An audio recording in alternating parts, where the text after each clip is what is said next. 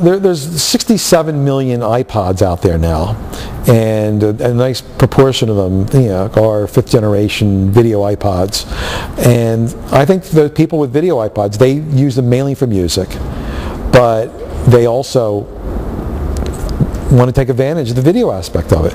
So I think they're downloading some clips here and there. They're downloading some music videos, and they're interested in clips. Parallel development of YouTube and that phenomenon feeds into that. So I think we're going to see more and more clips available to go straight to your iPod, and people are going to use those more.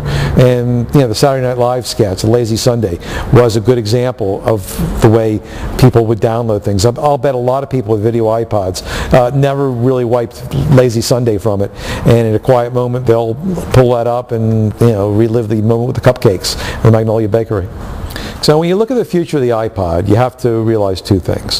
One is the iPod is essentially, in its heart and its soul, a music device.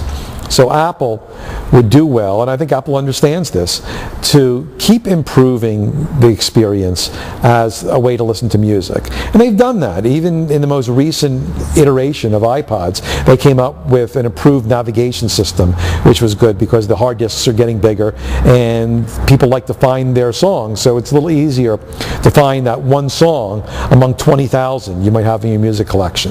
So that's the first thing to think of. The second is that the iPod is going to keep up.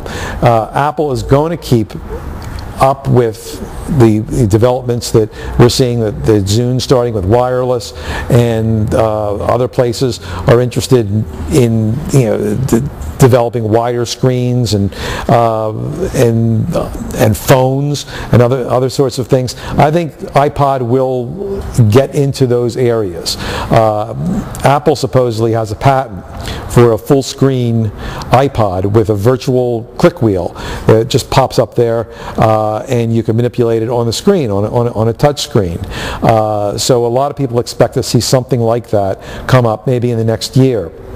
Apple won't tell me, so I don't know whether that's going to happen. But I think we can rely on iPod coming up with new, sometimes radical improvements to try to stay ahead, as they've done, of the rest of the crowd.